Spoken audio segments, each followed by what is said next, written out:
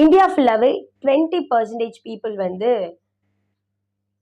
Suicide பண்ணிக்கிறாங்க.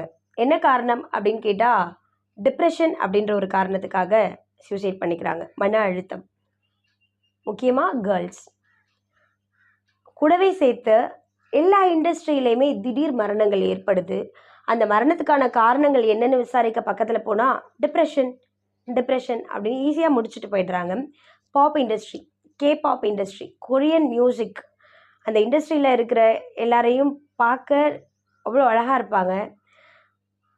அந்த இண்டஸ்ட்ரியிலையும் சாங்ஸ், மியூசிக்ஸ், டான்ஸஸ்னு வைபிங் மூட்லேயே இருப்பாங்க. அந்த இண்டஸ்ட்ரியில் கூட சூசைட்ஸ் நடந்துகிட்ருக்கு.